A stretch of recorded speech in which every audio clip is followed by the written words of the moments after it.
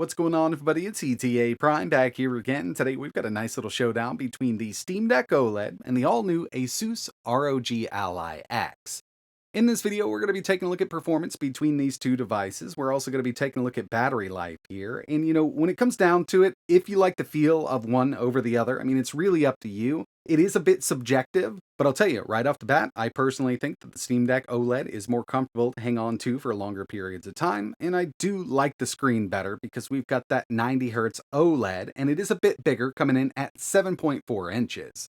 Now, it's not to say that the ROG Ally X is an uncomfortable handheld. They've really upgraded the ergonomics here over the original ROG Ally, and the screen has stayed the same, which has been one of my favorites for an IPS display. And it's a great display, 7-inch, 120Hz IPS, but as soon as Valve released the Steam Deck OLED with that beautiful 90Hz OLED display, it's really hard to go back. It's just an absolutely beautiful display, but that's my opinion. And other people might feel differently about this. Some people may want that 120Hz IPS over the OLED. It's really subjective, and it's really going to come down to personal preference. But when it comes to performance and battery life, this is something that we can actually really measure here. Next thing I wanted to talk about was I/O, and with the ROG Ally X, we do have two USB Type-C ports. One is a USB 4 port with 40 gig protocol, so we can connect an eGPU quite easily. We've got another USB Type-C 3.2, and both of those will do video out. 3.5mm audio jack, fingerprint/power button, and a micro SD card. In my opinion, ROG Ally X wins in this department. Love having a little extra I/O on my handhelds. Taking a look at the overall specs between the two, for the Steam Deck OLED, we've got that custom AMD APU with 4 cores, 8 threads, up to 3.5 GHz. And of course, in the ROG Ally X, we've got that Ryzen Z1 Extreme, 8 cores, 16 threads, up to 5.1. The iGPU in the OLED is based on RDNA 2. It's got 8 compute units and runs at 1.6 GHz. When we take a look at the X, we've got an RDNA 3 iGPU, basically the 780M, with 12 compute units up to 2700 MHz. 16 gigabytes of LPDDR5 at 6400 MHz in the OLED. They've upgraded the X to 24 gigs of LPDDR5X at 7500 MHz. When it comes to storage, the OLED can be picked up with either a 512GB SSD or a 1TB from the factory, but this does utilize a 2230 M.2 SSD, which are a bit more expensive than the 2280 used in the Ally X. We can only get that in a single variant right now, 1TB, but you can upgrade to 8TB in this unit.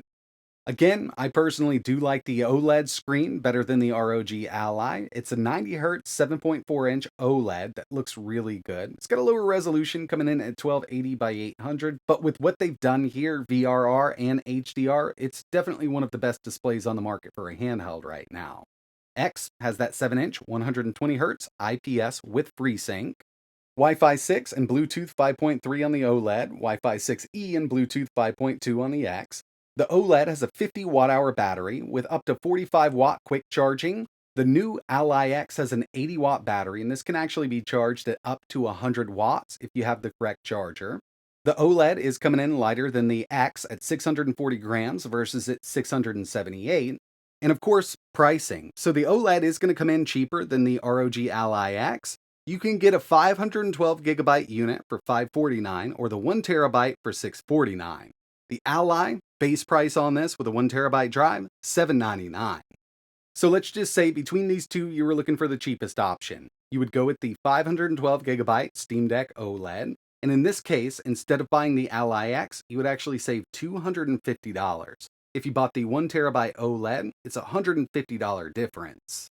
Once you pick up the Steam Deck, you're going to be on their platform buying games from them so they can make it up on the back end. It's kind of like getting a free razor.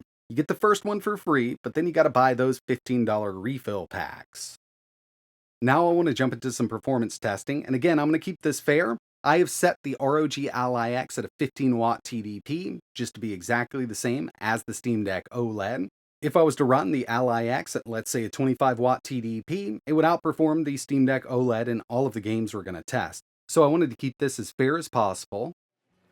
Again, for all of these games, we went down to 720p just to make it fair for both of these units here. As you know, Steam Deck's got an 800p display. It's a 16:10 aspect ratio. ROG Ally has a 1080p display at a 16:9 aspect ratio, so I figured we'd meet right there, 720p. Built-in benchmark for Shadow of the Tomb Raider, medium settings, no fidelity cast, so we're not using any kind of scaling here. It is native 720. At the end of this benchmark, the ROG Ally did come ahead with an average of 57, and the Steam Deck is right there with an average of 45 FPS. Next up, we've got Horizon Zero Dawn, 720p, medium, FSR is set to balanced, and we've got a 15-watt TDP set on the ROG Ally X. We can go up from there and get better performance, but I wanted to keep this fair, because after all, the Steam Deck OLED can only go up to 15 watts, and at the end of this benchmark, on the ROG Ally X, we had an average of 79 FPS, and on the Steam Deck OLED, we had an average of 60. And if you take a look down the list for that CPU FPS and the GPU FPS, you can see that the Ally X is well ahead of that Steam Deck OLED. Checking out Forza Horizon 5, 720p medium with no scaling. I really do think that it actually renders at a lower resolution than 720p on the Steam Deck. If you take a look at the menus and everything like that, you know, the text is barely legible in this game. It's a really odd thing going on, and I've noticed it since launch of the original Steam Deck. But either way, we're set up the exact same way, and at the end here, the Ally X came ahead with an average of 64, and the Steam Deck OLED sitting at 54.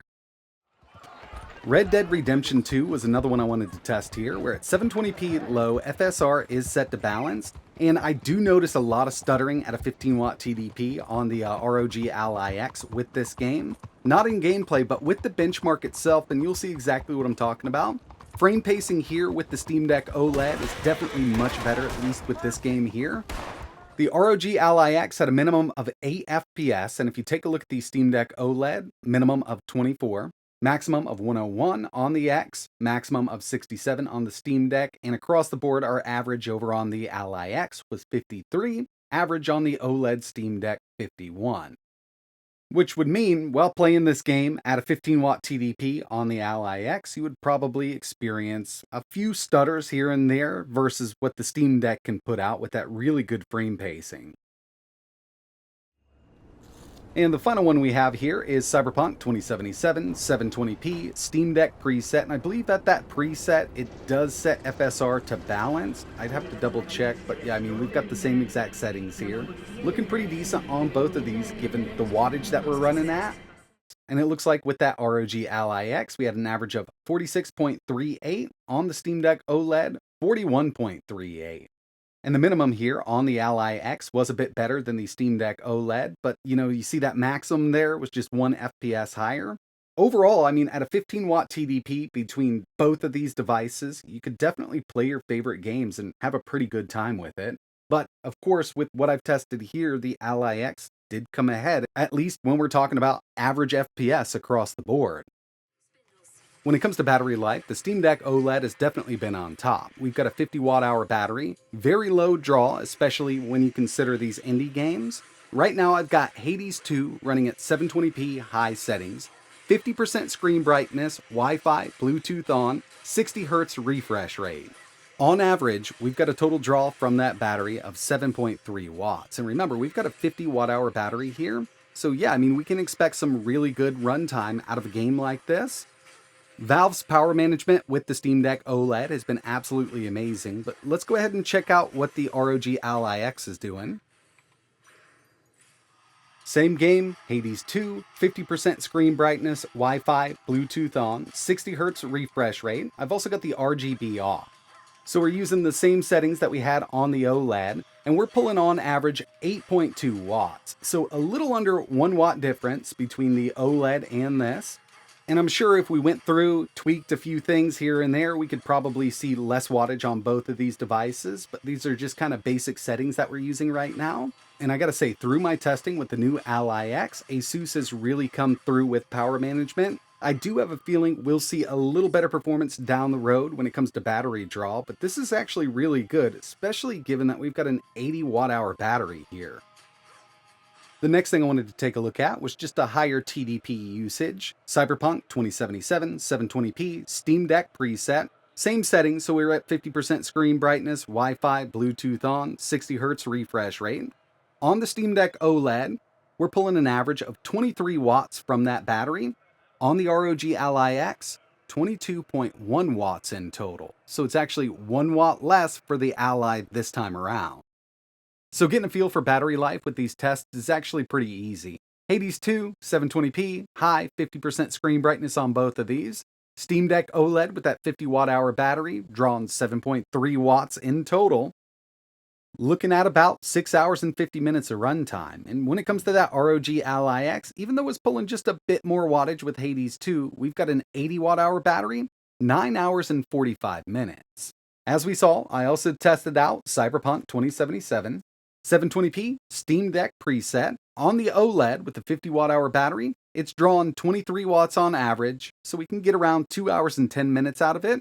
And on the ROG Ally X, 22.1 watts, looking at about 3 hours and 35 minutes. So at that 15 watt TDP, it definitely looks like we've got a new battery king, and it really comes down to just having that much larger battery in this device. Plus, ASUS has done a lot of hardware optimizations to the new ROG Ally X.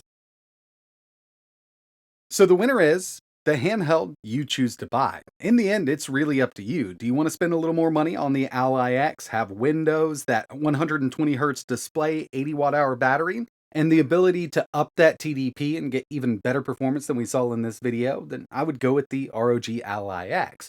Or if you want a beautiful OLED display, Linux operating system, great support from Valve, and coming in at a lower price point, then the Steam Deck OLED would be a great choice for you. But that's going to wrap it up for this video. I really appreciate you watching. Just kind of wanted to give you an idea of what both of these things can do at that 15 watt TDP. ASUS has definitely come a long way with the new ROG Ally X. Yeah, it is a bit pricier and it runs Windows out of the box. You could always install Linux if you want to, or you could just go with the Steam Deck and, be rest assured that you're going to get great support out of this device. If you've got any questions or you want to see anything else running on either one of these handhelds, just let me know in the comments below. And like always, thanks for watching.